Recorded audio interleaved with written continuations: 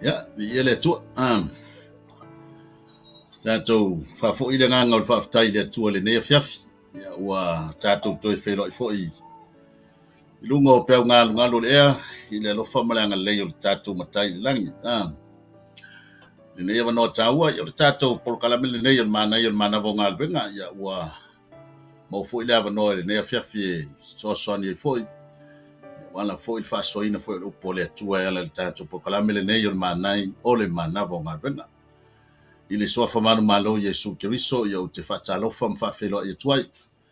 Ile pa ia la sila si o le au whafonga. Sua o sunga I whawhenga mana i o la tu whatua. Teinane fo ile pa ia o si o tātou tunu. Mai tupu matamali, whatua matausi. So se tāsi lava o mawhai o na maua le awa noa e whafonga mai ai. Le ngata ile nei taimi, ia o le a seisi taimi o le tātou. O tātou o nanga o le a e maua ile nei porkalame. Ya fatal fatu ya te oi so fa man malo Yesu Keriso malo ale so fu malo ngalui malo fo I tau tua I le tua malo fina ngalo e manatu ye tele lava fita le ala tele fo I vai ngai ono tuta I ai lo tatou nau e fatino tatou tofi mo tatou tuti ya e tau mafai fo I le li la lo langi ai sana fo pito la au e fa la vela I tatou ya ye le manatu mau lunga o tatou por karamel nei on mana vo ngal benga ya o lo manuia o tau I le lofa malanga le o le tua e fa malole on sai malol finau I le tua malon finangalo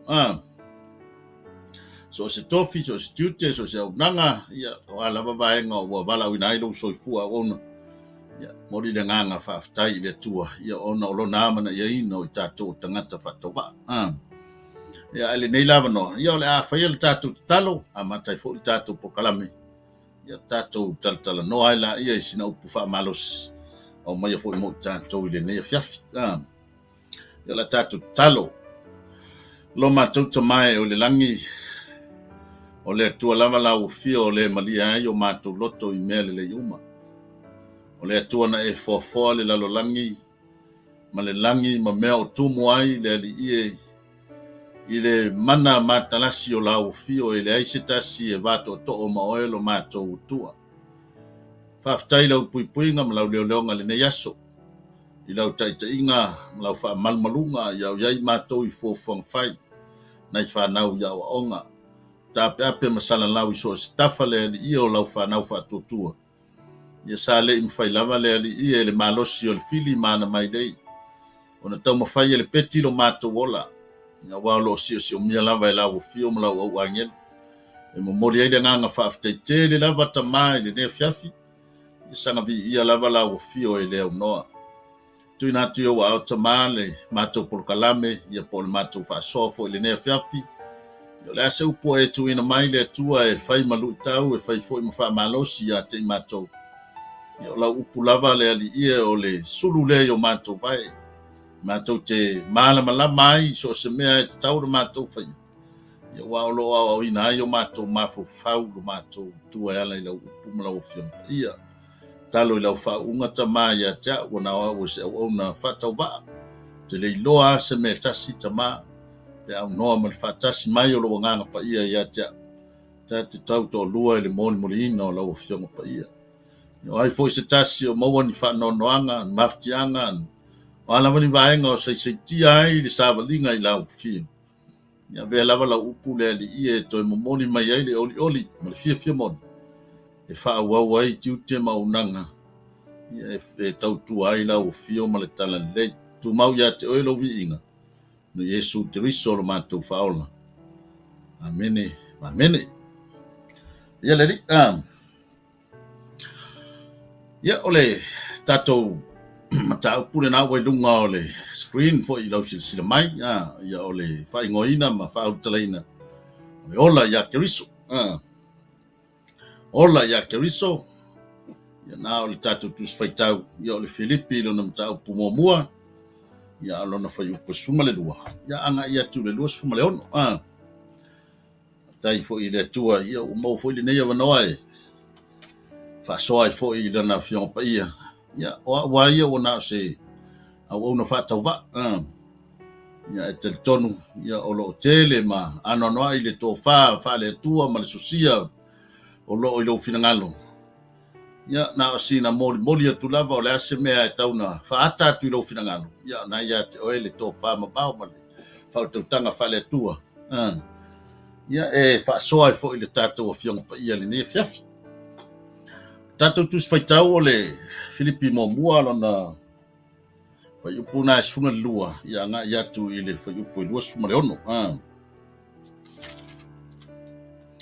ia e mana ia le la fa tau mana ia tato fa yupu na ia e fa ngofia i fo i ona tato taltala no ile winga ua mo moli mai mo tato le ne fiaf patal fatu i se uso ia vai lele tau loa ia malole so i fu le ne fiaf i la usunga patalo fatu fo ile sunga missionary ya lise afele fonti ya alole na lue fo itu te ole ne yasu ya ai fa fonga mai no yo le afa tawina tatu tus filfilia pe na ile ne fiaf Filipi mo mua fa po suma lua ya se yo atu lo no fa po lua suma le ono le au soe o te manao ia i loa o tou o mea no o ia chao wai u ina tupu atili ai le tala lelei o lea ua faalia ai lo unono tanga o na o Keriso i le fale uma o le au e leo atoa maisi mea uma o le toa telefo i o le auso o i le alii o lo o matua fa atua ona o lo unono tanga wa atili ai ona lato fa malosi e tautala i le upu malele mata o isi foi ua tālai ia Keriso male matau alava, male fina o vale, a o isi ua tālai le loto le lei. O e tālai ia Keriso male fina o vale, e le whaia male wha maoni. O lo o mana tunatu i lātou e wha o popo ai le popo ngā i lo unono tanga. A o le tālai male lofa, a o e tālai male lofa, ua iloa i lātou ua whaatuina au ina ia ou whaatonu atu le tala lelei. O le nei, pe whapewhea, e ui lava i tonga fiti uma, pe whaatanga whai, pe whai mali whaamaoni, ua tala ina atu ai Keriso. O le mea lea ua ou oli ai, e moni o te oli ai lava. A wā ua ou iloa, e i ui lea mea i loo manuia, ona o la o tou whaatonga, male so ni mai o le nganga o Yesu Kristo. E tusa malo o whanau na watu, malo o wha moe. Ina ia ou le mai se me tasi, a ia ou matua wha malosi, wha pei ona o whaia e leo noa, e wha pe foi nei ona pō. Ina ia vi ia ai Keriso i lo tino, i le ola po le oti. A wā o lo wola wa ia Keriso lea, a o lo woti o lo umanuia lea. A whai o te ola le tino o le fua lea o lau ngā luenga. A o te le loa po o le fea mea o te filifilia. A wā o wha le tonu i manatu e lua. O lo ia te au le nau ia o walu. Ia whata sia au ma Keriso. O le mea lea e siri ona lelei. Peitai, ia tu mau le tino. O le mea lea e siri ona o ngā ia te utou. Wa o mau tinoa le nei mea. O te tu mau, tātou te tu mau fatasi. Fatasi fo uma. Ina ia alu o tou, ma ia fia i le fatutua. Ina ia fatuku tele ina ai lo o tou oli ia Keriso Yesu ona o au. I lo utoe alu atu ia te utou. Ia sanga whamanua maile atua i le whaitawina o lana fionga pa ia le nefia. Ia te ia le vi inga. Nei maso malawa e oa le whavavau e whavau lava. Amen. Ia le ole ia ele o toi pose lilo ile nei fo itala male tusi fo ia Paulo ile kalesia i Filipi. Ole tusi le nei na tusia e Paulo au iai o ie tonu o Roma, tonu o Falipui.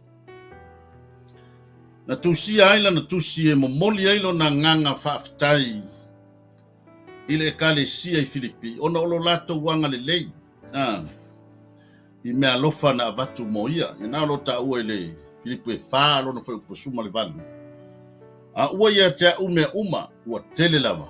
wa atoa mea ya te umaya Epaphrot o mea mai te utou o mea manongi lele o le taulanga e talia male malie i le atua. Mantua foi o le kalesia i Filipi na fatuina e Paulo i lana malanga fa missionary lona lua. Lena malanga i Makedonia. Alo tau mai le ngaluenga suma le ono su tasio o tu file fai upe fast fulu. Lela o lo tala noa mai i Paulo. A o sai tia o ia i to torno o le fatpui pui. Aya e mata le lei i le anganga o le tala noa Paulo. O le atoanga ma le ki verse o le nei fo i mata upu.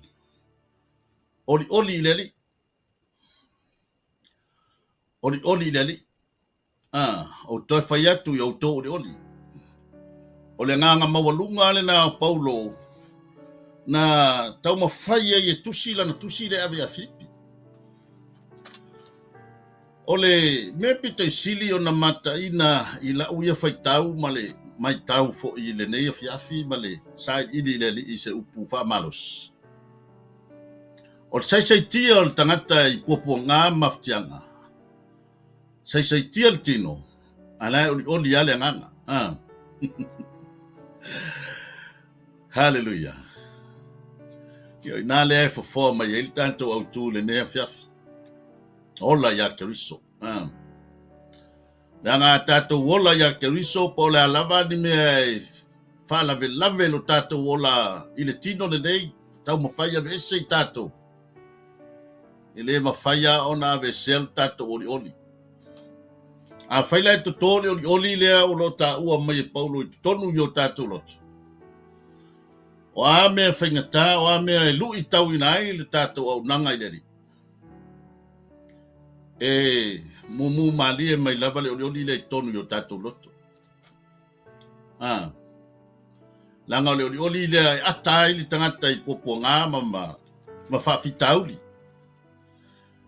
Lela ua maua e Paulo me alofa ia mai na momoli atu ia te ia o iai te tonu o le whalepui. O lo nau fo ila Paulo e fia maua se tala ia Filipi. Ai o lo o iai fo ilo na nau no le maua lunga o lona loto ma lona anganga. O le aveila na tusi whaftai le ia Filipi o na o lo o ia maua pea ni. O lo maua pe Filipi le fia au ona. Fia ngā lue. Ngā lue whaatasi. Langa o mea umahia leo lo tau mai titonu o le matau. Lela e aveila tusi a Paulo. Se ave se i momoli e longa na nganga whaftai ia Filipi. E sele manai al mele o sai tia alai oli loto i leli. Wai loe Paulo ua matua wha mausali ai le wha tua o le au uso a Keusiano. Le au Keusiano uma ona nono tanga. Mantua ua tele ka le sia o omon wha tu. E leo toi lilo fo i le tele o nei o nai mau e ka le sia o omon wha tu e Paulo. O Paulo la ua whare pui tono Roma. Ai o fianga la o Paulo. Na o lo tala no ai Paulo e pene e whaafonga le tatou tusi whai tau ni nea fiafi. Ua avea o na no tanga. Ma mea ua whaatupu ina ai pea le fia o tangata e whaawau tala lei. E le whapea ua avea no tanga o Paulo.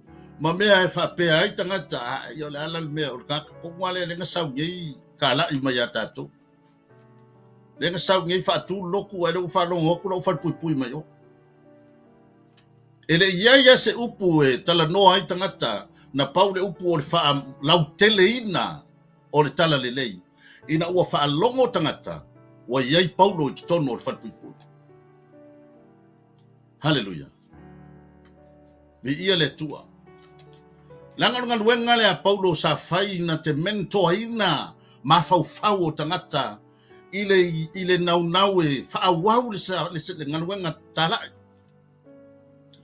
Whaawau le tala le leia Yesu Keriso. Nā lo tau tino mai e Paulo tatou tusi pe ona whaitawina. Hallelujah. Le upua masani le tatou whaalongolongo. Mai o lo wola o ia keriso o lo woti.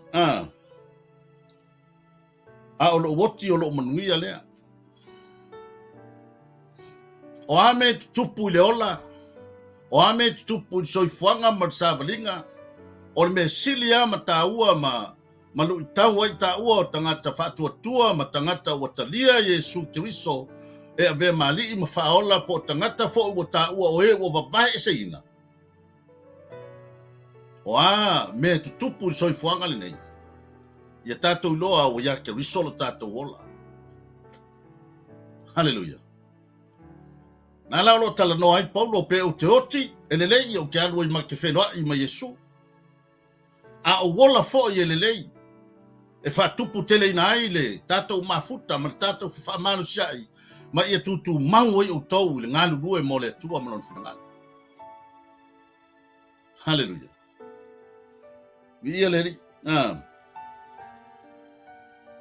Le si o mia le apostolo i tonu nu ese. Le si o mia i lalo le vavainga wha fale pui pui.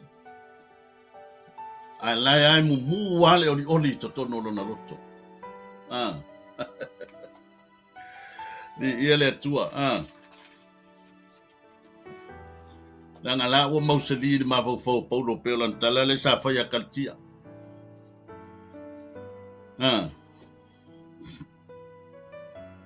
Ia le sa fa ya cornito. Le luo cornito e falo no fa po suma le fitu. Awalo matou puapua ngā masangia ma le vave mamai. E tupu mai ai mo i mātou le manuia ma mafa e matua sili ese. Hallelujah. O le ala le seisaitia o le apostolo i puapua ngā. Mai se o whawhitauli o nono tanga o sawa aina. I le o toi amana ia e le apostolo ia tinga. Nau ta inga le apostolo. Ia wa lawana i loa le manuia la wa ia te ia. Pe oti ai la i popua ngā. Ia le fe mai o lo oti o lea. O lo manuia lea. Hallelujah. Vi ia le. Praise the Lord.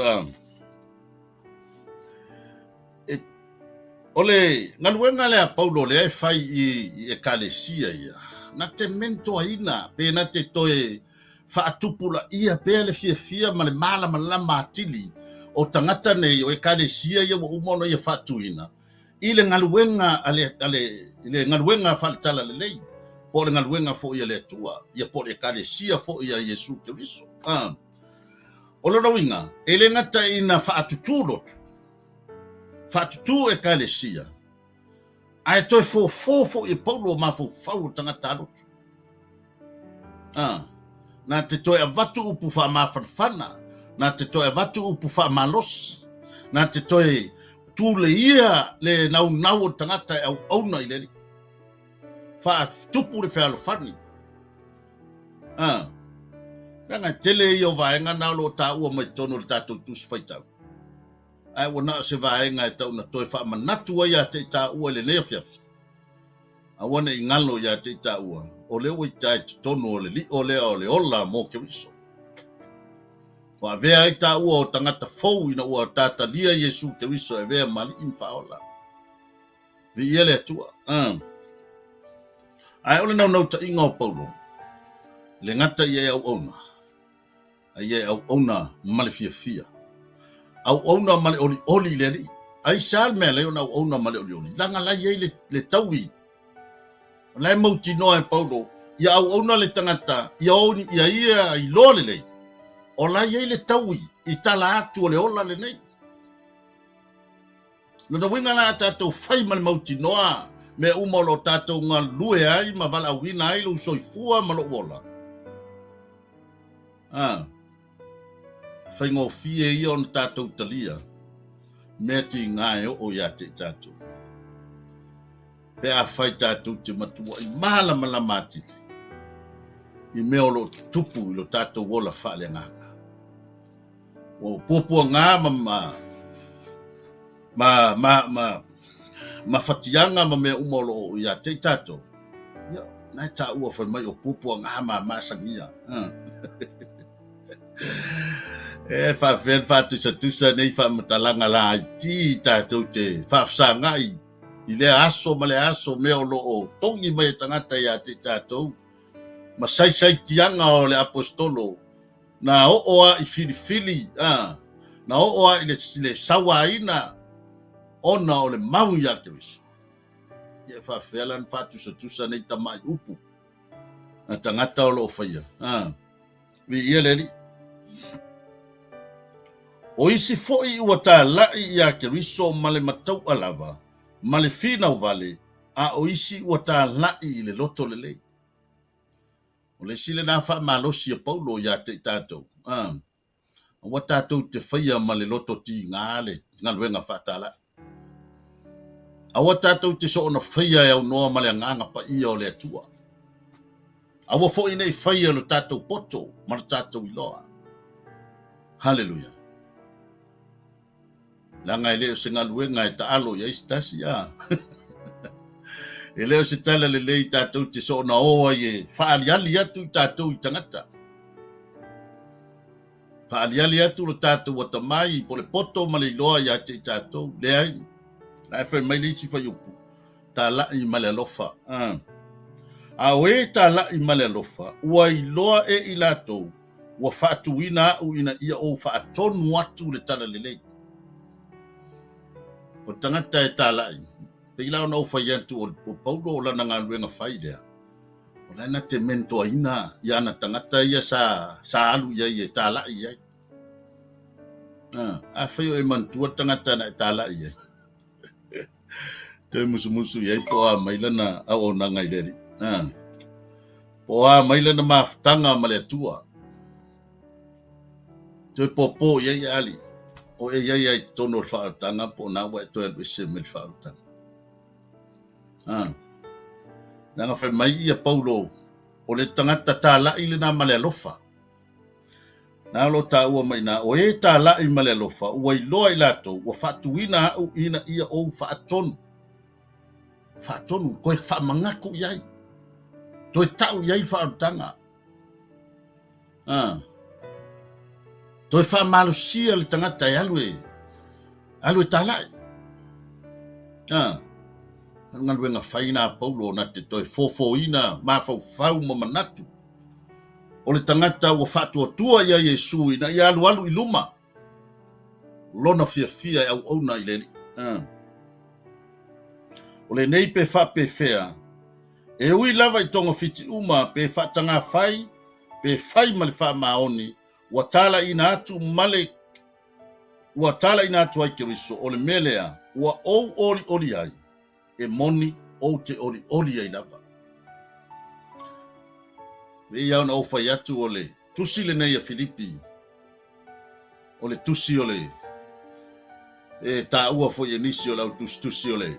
Tusi o le oli. Langa o loo momodi e Paulo na nganga fia I le ngalu due le kalesia I Filipi. Mai lava le taimina fatuina ai taimina a mataina ai. E o mai lava le taimina ai.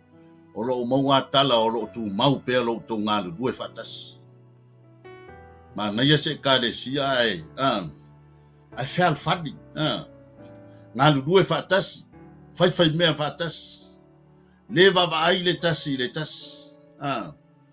Le ale me le lei e fai le tangata o fai. Aisa, le anga ua mauti noa le tangata o iole. E ese mai tātou mai le lalolangi. O tātou o e ua vavai e seina. O tātou iloa o tātou o loo iai tutono le li o e ua talia Yesu Keriso. O e ua avea masuli. O tātou suli fatasi ma Keriso. O le mele a lei ona. E ta taula e tutono o e kalesia. Ona iai fo ilale fe alfani. E te tau ona iai le ngānu lue fatasi. Fa penale, fa malosi o le nei afiafi. A ola le tangata mo Keriso pe ona il tātou au tū le nei afiafi. E te iloa ame le lei e te tau na fai mo le ngā lue ngā lele. E le ngata I te tonu o le ngā e kalesia, ia e mai se foi. So se fa la potonga ma mea uma tātou te awa iai. e loa e tangata o tātou o tangata o vavae se. Hallelujah. Inga kako kere whiawha I whiaura vale a. Aisa, lea ngā tangata fau. O e wa talia ke riso le tangata fau o mawai mea tuai. A ua wha fau ina mea uma. Wha penawi ngā tangata e ola mo ke riso. Ia leri. Nala wo oa I le. Mai paulo wa leilo e ia pola me la fai. Pe o te oti po o te ola le iana I mea uma. Na ngā o woti ilo na winga ua o fia ma te whailoa I ma Yesu. Ia a o wola fo. Ia o te fia fo ia wai tupu ai pēr lo wa nganga wha malosi a te utou. Le kalesia I Filipi. Le ngā luenga whai pēr lea I tātou o tātou wa talia Yesu Keriso. Ia vea mali I mwhaola I o tātou o langa. O le tātou lea ngā luenga. O le tātou soso atu, soso tau au I le isi. Tatala no iei pe isi mea whale tonu. Awai atu foi o tau whau u mai se isi le siasu. Ia o foi nei a vea ma mea e ti ngā ai o tātou mafo whau. Ai po le ase mea e taun tātou whaia e fo ia ai le fia o sina uso po sina foi tua whine. Nanga o tātou ngaluenga whai lea. Te ia ona iei le ngaluenga whai a Paulo. Lea foi la ua alu Paulo. Ia o tuku mai a te tātou. Tātou te pōpō atu le tau au le isi. Sosoani atu iai o le ase mea te tau na whai. Ina ia wha malo sia ma wha mawaa pēr le sāwalinga mo le ali. Ola mo ke riso. O ane le leia ma whai tātou whaia. Whai, te ia fo na wha tino ele ekalesia I Filipi I le. Au, iei Paulo te tonu o le whatpuipui. Mai wala te wofo atu mea lofa. Ma vatu e ave ia Paulo. Nela o tā pena I loe Paulo le tusi le whawhetai ai le anga le lei o Filipi. O le ekalesia. A o iai o ia I ona pōpua ngā. Nai whai mai iei Paulo e tina. A ona iai ona nono tanga. A ele I whapea na vai ai le loto le oli o Paulo I le ali. E te lo o le oli le o Paulo. E tupu mai ona wa loe Paulo. Le oli o le ekalesia I Filipi. Si ekalesia sa, whai mai o le ekalesia mua le na ia whatuina. I lana malanga lona lua I te tono o Maketoni. Le whai mai lava le taimi na whatuina ia. O mai lava le taimi lea ua whairoa iei Paulo le taimi nei pe na iei tusi lea. La e lava o loo whapea na mausali pea maalu alu pe iluma le fia o le ekalesia. E au na mo le li. Ia le li. E whai mai Paulo o mauti noa le nei mea. O te tū mau, tātou te tū mau whatas po uma. Ina ia alu walu o tau, ma ia fia I le whatotua. Hallelujah. Ina ia whatupu tele ina ai lo o tau oli ia ke riso Yesu. Ona o au, I lo o toi alu watu ia te utau. Tala nā Paulo ina o whai mai pe, na e whai ele na whai unga, a whai fo o keola. Se makoe o fia langa o koe waku si o kako wewa ma kako koe katangoa. Ma tātou toe fitu whaai, ma tātou toe wha mano sia. Hallelujah. E lo e tātou o e o ia Keriso. Mana o mia fo I le tangata lo tala noa iai. Tala noa I wha o tanga lere. Langa tele I loa po o yeise a venga ma mafa o le nata ngata. Ia nala e tu fauina. Te vai atu ele o fia. Te se me o fa le to. Ia ke ia le wa alu le fale na aso ke le kalangoa nata ngata mai alu fa peso. La fo me o fa pela mai ide. Le pupula da. Ma le lilo ia te o le ise me o fa le tonu I mona. O sinau so awona. Ana tātou le ngaluenga whai o tātou o e ua talia ke riso e ve mali I whaola. Ia tātou te musu iai pe ise me o whale tonu le onanga. O le naunau ta ingal nao Paulo na whai mai whaatupu tele I nailo na fia. Pe a whai o te aluatu mātou te toi wheloa I male e kalesia le Filipi. Ina ia lātou toi whetu whai ma toi wha malu siai. ina ia alu walu pe luma lo lato fia au na ileri. Taua ina ia tusa la o toa mio maletala lele ia Keriso. Pe a fai o te alu atu, ma feiloa i ma o tou, pe o te nofo ese, ia owi lo pea sina tala ia te o tou. Wa o tou tu mau le lotunga tasi, ma le manatu e tasi, o lo fi nau fa tasi, mo le fatua tua, ua i le tala lele. Ai, pe o ke alwaku la pe o te le alu atu. Ia no inga o le tala paulo, ele va pese i longa o te ia te o tou. Tanga ye foi tai me fa pe ai si fa pototonga. Te longa ye le fa fe au foi le. Ia fa tai lo le mana ia lo tata no nga pe ya le fa fa. Ya me se lo fa fe. Ia pe ya le wa. Wa lu tanga tai ye me va sanga ye. Ai le nganga na paulo na me paulo po te ya te po te le ya te ia tu mau pelo tu loto ngatasi tu mau lo to nga lu fa tasi tu mau lo to fai me fa tasi tu mau lo to fa al fani aisa mana ia apopo inga fa to inga nga o tangata na ia fo ina sia ia kalesia ia le tu ele na upule ne fia te fa malusia i foi lo tangata na ke va kai me pengo ki kau fa u fo ke va te me pe fa le ya ia le tu ya o lo o fa pe o na toi au mai manatu o mai lana upu toi fa fo wa yo tato ma fo fa te fa fo wa yo tato ngona ya o tato ya ile tato o nanga ile tua ma le nei vai ta o tato sabali tele fitau le ala tele fai ngata fa mai al tala paulo alo tu sia ina le Filipe fa lona pe fa yo to oli le au ole no toi fa ya tu yo to oli le no wingai oli o se fala au na te tu le ia i luma le anga i le tangata o le mafau tangata i le tua. Ati ngalo ulu istemi o na inu le o le Panadols. Ia wa o le sifo i le fuala au o le ola fale nganga o tangata. O le oli ia i le li. O le oli le li o lo umalosi le. Na la to ya po ai mai paulo ya te tato ola ya Keriso ya ala na tupulo tato malo si ola ya Keriso ya oli te tonu ya te tato ole alo tato le la baba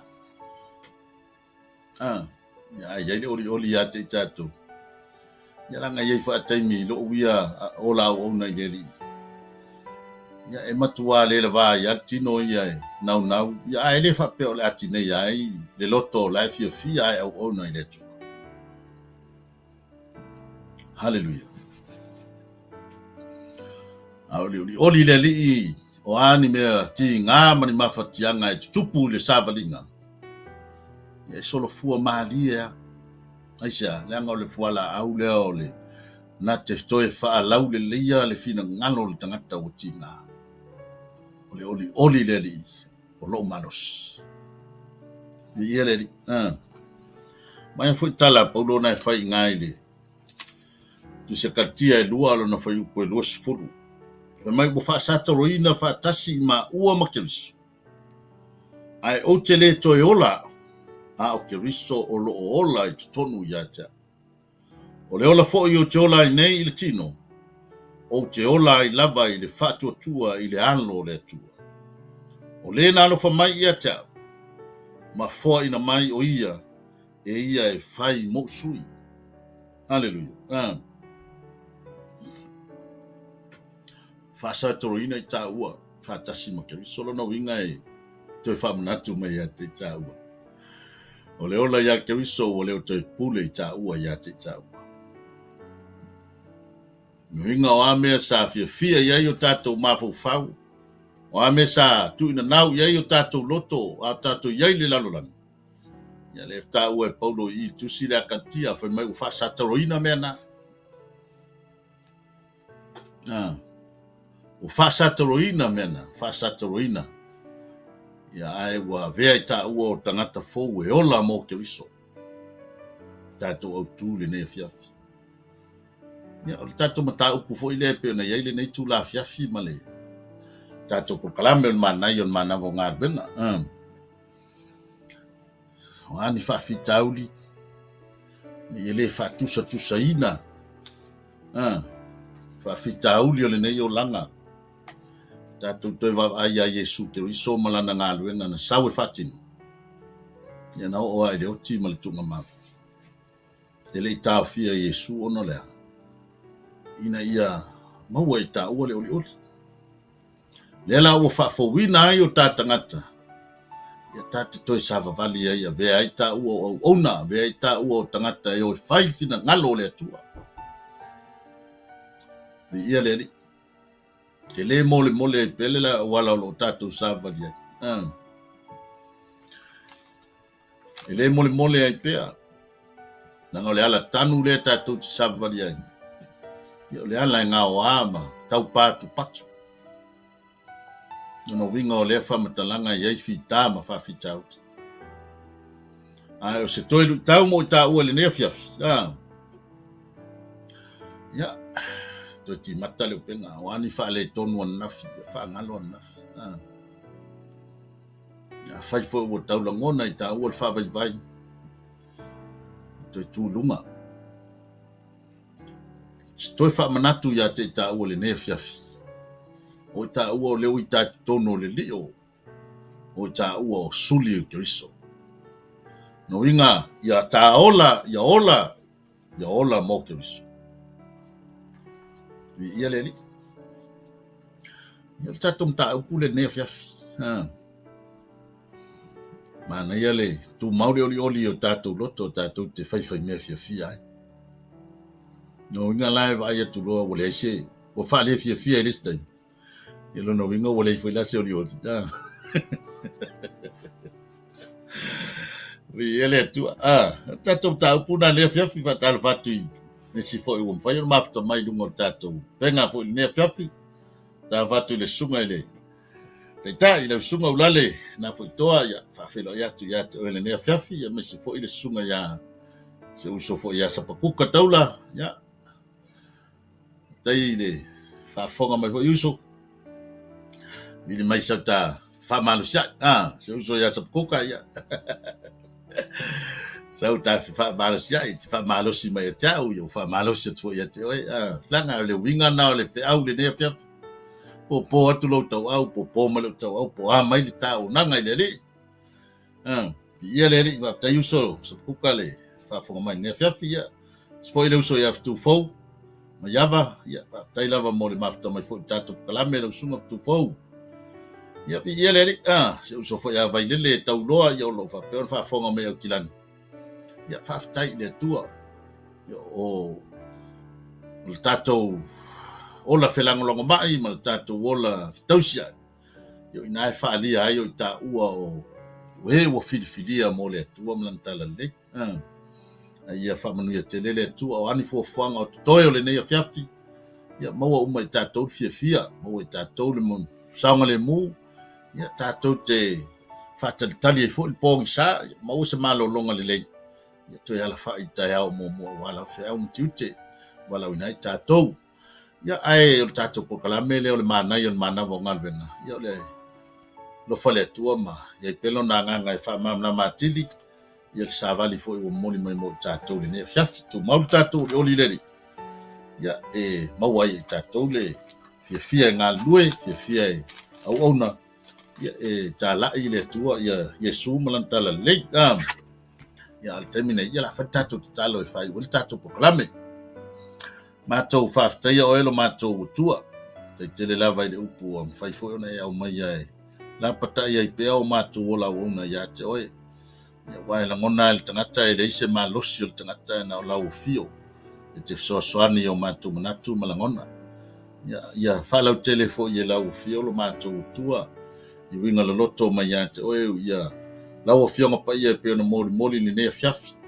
ma o pe matou le malosi e auauna iā te oe ia ala lava le mafatamai o lau ofio i totonu iā te matou o ane fuafuaga a lau fanau i so o se tafa lenei afiafi o faafofoga mai ai ia puipui a malutia i so o se mea ma se foʻi le sunga fo ya Mike Preta ma le nei fo ya unanga Global Kingdom TV channel lo va pe na la va ina ilo tala le talo ya famnuia ya te ya ma fo ile au nanga ya famnuia fo ya te la to sponsor ina le nei au nanga ma se fo i la to umo lo auto va ai fo la upuma tala ilo tala le ya i pe le manuia fa le nganga o la o fio te fa wina me uma ya la va ilo fa te smai tu mau ya te o le vi inga lo ma to tua ono Yesu Keriso lo matou faola yo matou tatalo ma auto nei amene amene ya Yesu ya tato programe na ne fia film mana yo mana vo ngaben ya family tele le tua fo fama turn fia ya ono so fo Yesu se fua ma yemnu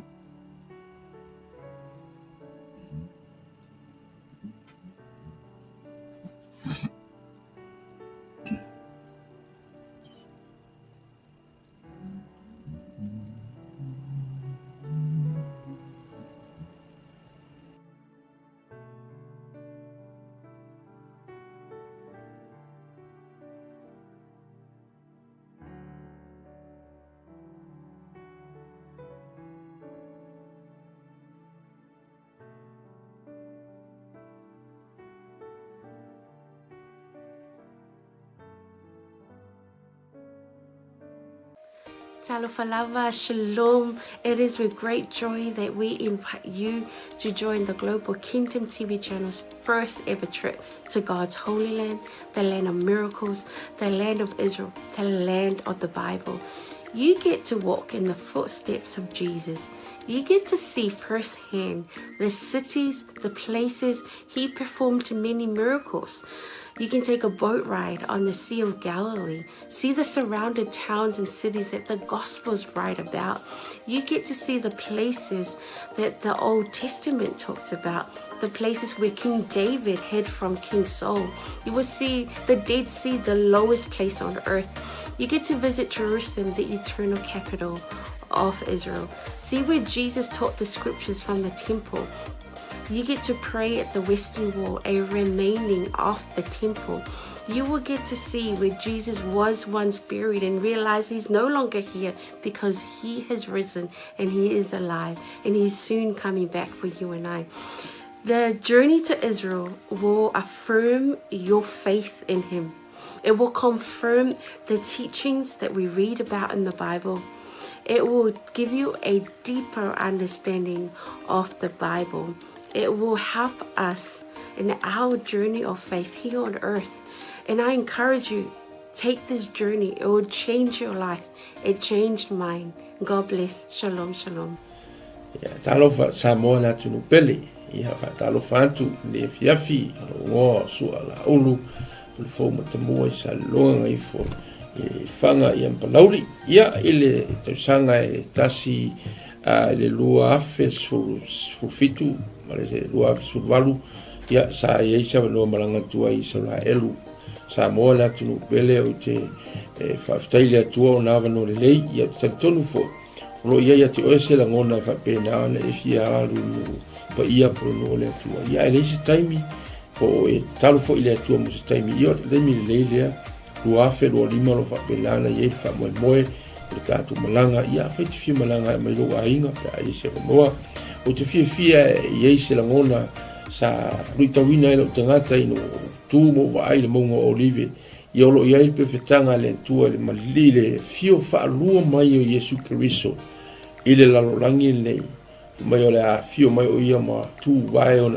au le mongo olive e fa fia ngai ma le malu fo ile samo a fia i loa tiri nei lava a mea matango fia na faia le tua na tupu mai o le atu tupu foi ia lo no le leile tato te malanga tu ai ia Israelu awana ingalo ia te oe whaamnianga le atua ia o lo tatia i o tālima ia o tā ua lavalo ia i fuafuanga whafsotai pulenga le tātou Global Kingdom TV ia mapuki e loso o vanoa awana ingalo o se fiafianga telefo ilo nei tangata o na ele tasi se site o lo whapena o na tala no matus pa ia o tausanga umalawa e aloi malanga lo whailoa mai ele au la tau o le whapena archaeologist o na maua le vaenga ma le vaenga o le mea na fia ile nganga ma misia i nu pa ia Samoa ta pena le lua afe lua lima o ina te lo polo to e tūl maunga olive ia e fio mai lo mai Yesu kusanga ia lo fungia le tua fa ma ia fuafuanga ma plan mai le nei taimi se ia o atu il fa moe ona o Yesu. God bless you. Bye. Hello, Talofa Lava, Pulavinaca, and Shalom. My name is Deborah Tuimbao, and I had the honor of visiting Israel twice, in 2018 and 2019. The experience really changed me. It was an experience of a lifetime.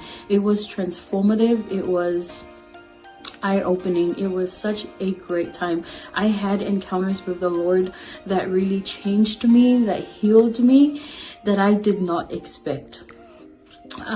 It's one of those experiences that you have to go for yourself, to experience for yourself. So if you are planning or thinking about visiting the land, I encourage you to do so. Go ahead, invest in a trip and go receive your portion. God bless. Ya, salam, talo falava, wa pa anga to Global TV so se to le lang. Ia ole o sia Paulo Poutoa futi pali ile le ngoa. Ia ole lua fesulfa na o malanga Israel. Ia e se tau so o le atua, ia o se mesa famoni na ia ole te la mea le nei uma ai o se o le maunga whirua ingale na tatalo ai a Yesu Keriso ai tu mai ia iria ma mo se resi tu ngango la ngonga ai se va ngango la ngonga ile nganga pa yo le tu ia awalo fasingo manga fo ima ile o mai male pa ngai ngele tu nganga luenga ai o lo sila mai mo nei tu la ia o te le sa le simalanga le tato Global TV ta sang fo ia fio mai tala mai au ta wa yo lo so te o le tua fa yo lo talo le tua ma na ia fo o te soli fo i au le tua sa fa malanga lo ia te te to ne mo finis fa monang ia fio mai tala mai au fa fo Yesu Keriso. Amen. Talofa Lava and Shalom. My name is Shivani Sharma and I led the Salmon Delegates for Israel 2022 and 2023. And both groups went to Israel for the Feast of Tabernacles, which was around September and October of both of the years 2022 and 2023. And I just wanted to come and share some encouragement and some quick encouragements for those who want to go to Israel this year. Israel is the Holy Land. It is the center of where our faith is as Christians. And I want to encourage you that if God has called you to go, to please take that step of faith and join the group that is going this year with Pastor Michaele. And I want to assure you that going to Israel is a trip of faith. You may not have all the money in the bank, but if God has called you, I believe that the Lord will open the door and make the way for you to go and receive whatever He has for you in Israel. And I'll just share that being in Jerusalem, the city of our faith, the center of where everything happened in the Bible, it's an amazing experience, and there's nothing quite like it. And I can say going to Jerusalem twice, 2 years in a row, it did have an impact on me, and I encountered God in a new and fresh way in Jerusalem. And I also want to let you know, one of my favorite places in Israel to go is the Sea of Galilee. And we know from scripture that the Sea of Galilee was where Jesus did many miracles and ministered during His time here on earth. And it's one of the most peaceful and beautiful places. So I do encourage you, if you do get the chance to go and see the Sea of Galilee, where the Bible comes to life. So if you want to have a fresh encounter, even with the Word, when you read the Word, It is so different when you've gone and seen those places where Jesus walked, where Jesus ministered, and even the places where our Lord died and rose again. So that's my encouragement for all. If you want to go to Israel, I believe this is one of those opportunities for you. So please take a step of faith and get ready for the portion that God has for you. In Jesus' name. Ya, fatalo fatu pa ia malu Samoa. Ya olo wingoa o Ioelu maninoa. Ile tausanga e lua afes fuluvalu. Ia o tausanga le na tatala i ele li isa vanoa o te malanga atua i Saraelu. Ia o se na fatu puina lava le fia ma le oli. Ona talitonu ese fole faitau le afia o ngā le atua. Ia ese fole vainga ina uahalu ma vai matulau ele. Ia tele lava ni luitau na o mai. Ia ai pei lava o le na o vai ai le vai tafe o Yortana. Ia o le vai lea sa baptiso ina ai Yesu. Ia o lea sa whaatino ai la mātou baptisonga. Tō tele i mātou 50 fa i mātou sa whaien mātou baptisonga i sunga foi whawhenga inga peo na mātou iai. Ia la ngona lava le mamalu o le atua sa whaifoi le viinga, ma whaipesenga, ma whaile tautalonga. Ia ona o le anganga whaaftai i le atua, le iawa noa tatala mai e le atua, ia a whai o iaise mo i mitinga, ia te oe te fia malanga le nupa ia, ia o lo wawa noa le lei lea, lea ua saunia le Global Kingdom TV, ia le awa noa, ia e whai malanga atu ai. O no le swafo Yesu. Amen. Talofa lava, o lo wingoa o e seta wa afsuanga whaumui. Whaftai le atua mo le neia manoa o maua e mawhai ai o na o whaasoa atu i atu oe. Pe a whai o i atu oe se langona e te fia asia le no upa ia o le atua. Le neia fiafi o te fia whaasoa i atu oe. O se filifilinga tonu, ma le ame o tonu. I lo wo atu iai, o le a e loa ai, pei ona o wo iai, e te langona le iai o le atua i mea uma. Lea na o whaapea i fo ai lo uloto, le i tioa a moli mau le fionga pa ia le atua, na o si fea ngainga ma le nuu o Israel. Va ai i ai le manuia i so se mea, lau ele o la autoto o mea uma, manuia ia o le atua o lo talia Israel. A whaila o ia te oe se nau ta inga e te fiasia, e maua lou a wanoa, tātou te toe malanga whaatasi ai ma oe, pe a whai e te fia malanga, e le nei malanga o lo o tāpena nei, ia ona o le suafo Yesu, amene, ma amene.